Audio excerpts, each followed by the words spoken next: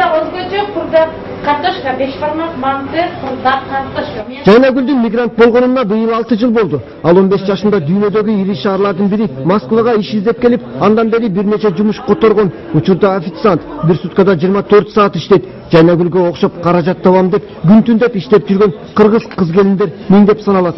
Москвада саат 12 болду. Мен жумушка эми келдим. Залда адам көп. Жумуштун кызысы эми башталды. 24 саат иштеймин. 4 саат, 7 саат эс аламын, кайра жумушка чыгамын. Жаштар көп кыйналышат. Посуда жуушуп, убурса болуп иштешип.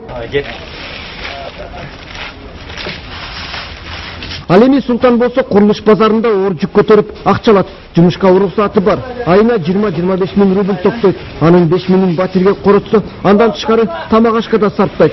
Дем алыш деген жок. Өзүнүн жерге жетпейт баары. Себеби ушул жерде разрешение работы дегенди кылыш керек.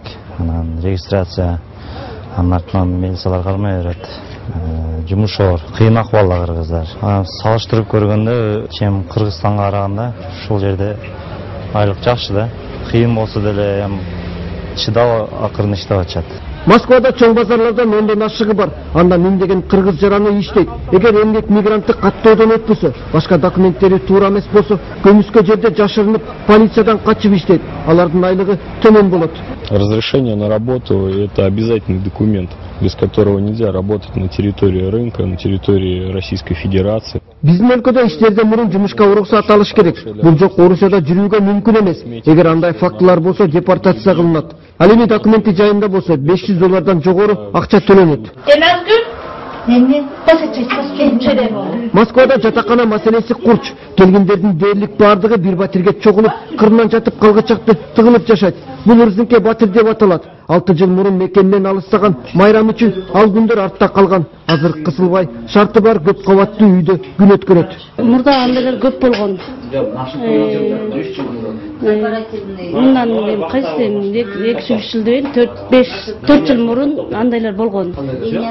Ошондой бир квартирага келесиң, ал убакта деген квартира 2,5 болчу.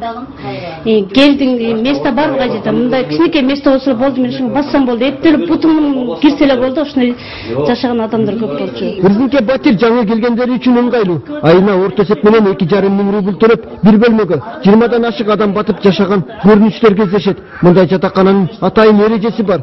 Жуунууга 15 мүнөт, дааратканага да ченелүү убакыт бөлүнөт. Айрым жерде аял эркек улуу кичүү деп бөлүнбөй, аралашып жаткан мисалдар көп. Уланбек Никамбаев, Азамат Кызыр Токтоев, Коомдук биринчи канал, Москва шаары.